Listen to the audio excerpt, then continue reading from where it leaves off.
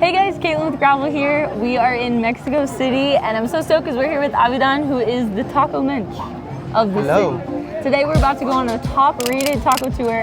Vámonos. Go for it. Bueno, welcome to Mexico City. Thank you. Today we're gonna explore the Roma and Condesa neighborhoods. We're gonna start in an organic tortilla shop where I'll show you how to make tortillas from scratch. From there we're gonna go, that's where we're gonna have our first bite. Then we're gonna go into the neighborhood market, show you some cool stuff there, have some more tacos there. We are at Sintli. Sintli means dried corn cob in Nahuatl. Nahuatl is the second most spoken language after Spanish. It's the Aztec dialect. 69 dialects in Mexico. Nahuatl will be the second most spoken after Spanish, and there's not an official language in Mexico. But this place is 100% organic and 100% fair trade. They work with communities in a radius of 2.5 hours from the city, where they go and they negotiate how much corn they can buy off of them. When we talk about the greater area of Mexico City, which is Mexico City plus the state of Mexico, we're talking 22 million people, 23 million people, nobody really knows, okay? It's like a lot of people. There may be 10 shops like this around town. So what they do here is quite unique. Usually sell to, restaurants, okay? And to, to the neighbors. We are in Roma Norte, which is a much more affluent neighborhood. So these are all orders. This is the first process that the corn goes through. This process is called Nixtamal or nixtamalization. Basically what you're seeing here is the corn sitting in a limestone solution. They discovered about 1,000 years ago. When you put limestone into water, there's a chemical reaction. The limestone dissolves in the water, but doing so it emits calcium hydroxide. It's pretty neat to watch because if you take like room temperature tap water, you put the limestone into the water, and when it dissolves and emits the calcium hydroxide, the water starts to boil. It's an exothermic reaction. Now, what it does to the corn itself, it breaks, we cannot digest, corn. So basically it breaks the outer shell of the corn, making it easier for us to digest. But by doing so, it enriches it with vitamin D, vitamin B, calcium, potassium, making this into like super corn. Now, this process takes between 8 to 24 hours. And specifically here, they do it for 24, and there are two main reasons for that. The first reason is, so this is 100% organic, which means it has no pesticides whatsoever. The limestone is very alkaline. It kills all the germs, all the bugs, making it safe for us to consume. The second reason is, because there's heat involved in that process, it cooks the corn 40% through. So this corn is 40% cooked. Try it. It's gonna be a little bit starchy.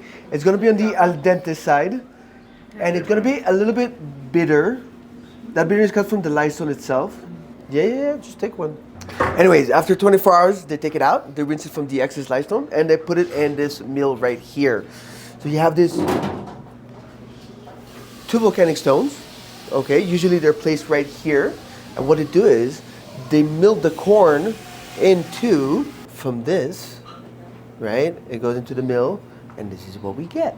But this is white creamy corn, which is this variety right here, okay? And this is blue corn. Mexico is responsible for 59 varieties of corn. Unfortunately, most of them, they're a dying breed. It's all about, demand and supply. There's no demand, so there's no supply. It's looking, but it is quite delicious. Yeah, listen, you could always add more, okay? So, like in Mexico, like when you think about quesadilla, this is what comes to your mind. But in Mexico City, for instance, quesadilla by default doesn't have cheese in it. You need to ask for the cheese, and it's fried. In Mexico, there are two rules of thumb regarding your taco eating, okay? What are they? Always have salsa. That's one. Yeah, it says taco sin salsa no es taco, okay? The second one is, si no pica, no sabe. If it's not spicy, it has no flavor. So let's talk about the salsas. So right here we have salsa macha. This is made with chile de árbol in oil with sesame seeds, squash seeds, peanuts. This is quite spicy. This is a very unique salsa macha. It's a green salsa macha. It's made with a fresh chile, with chile serrano. This is not a common sauce that you see. Also chile de árbol, pero with charred tomatoes, okay? So this is a little bit more on the mild side. Salsa roja, made with charred tomatoes, okay? This is not spicy. And then we have classic salsa verde, made with tomatillos and tomates. The drink that you have in front of you is tiscalate, which is actually like fried tortillas from yesterday. They blend it into water, and they add piloncillo to it. Yes. That's great. It's interesting, no? Bueno, let's continue. That's why you eat. I mean, each neighborhood has its own market. This is the market that serves the Roma neighborhood. And so it's quite nice, okay? It's like user friendly. Welcome to Mercado Medellin, one of my favorite markets. I mean, look at this. It's just gorgeous. You've been eating this all your life, eh? Like all yellow cheeses in the world are yellow because they have this in it. If you go to your supermarket, cheddar cheese, on the back, it would say annatto coloring. Let's talk a little bit about dried chili peppers, okay? What most people don't know is that when these were fresh, they had one name, and when they're dry, they have a different name, okay? So we'll start with the most common one. Chipotle. What was it when it was fresh? Jalapeno. So what they do is, when it ripes red, you pick it, you could sun dry it, you could oven dry it, or my favorite, smell this one. That's also a jalapeno. Right? This is smell it and then. That's smoky, isn't it? It's a smoked jalapeno. This is a chipotle meco. Okay, a lot of the dishes, or the recipes, they could be like over 1,000 years old. One of those dishes is mole. Endless types of moles. I want you guys to try almond-based mole. Okay, it's gonna take you on a flavor adventure. It's gonna start sweet, it's gonna turn savory, and it will finish hot in the back of your throat.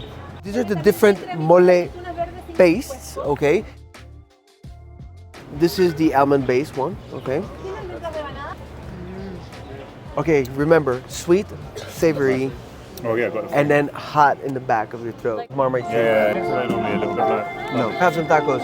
So we're in the food court area of the market. So this taco right here, Cochinita, Pibil, a Mayan dish.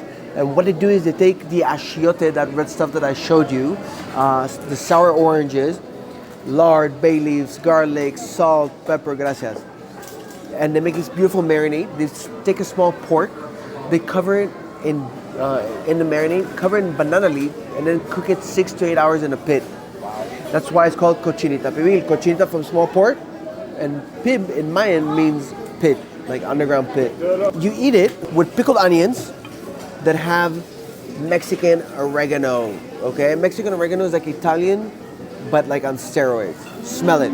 And you eat it with salsa cut, which is, this is burnt habaneros with lime. But everything together really complement each other because it's like this taco is all about the sour and the acids, okay? Like most Yucatan cuisine. Expensive, man. Super spicy. Oh, okay. One per bite. Exactly. Yeah.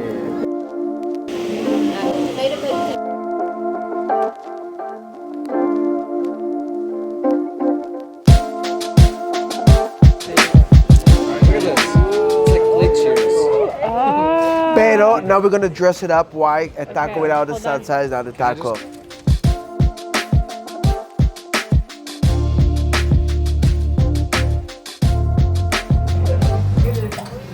Look at this beauts. Then a little bit of lime. A little bit of salsita. Gracias. Okay, so you guys, what you're having?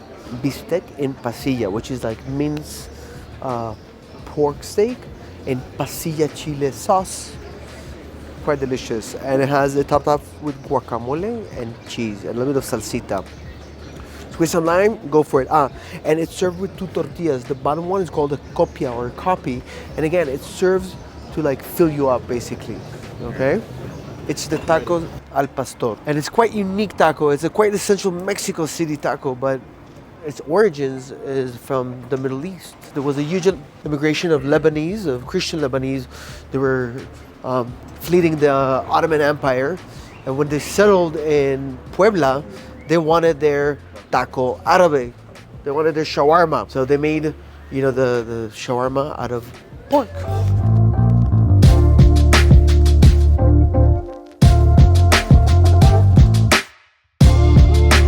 Well, thank you so much. The tour was amazing. All of those tacos literally blew my mind.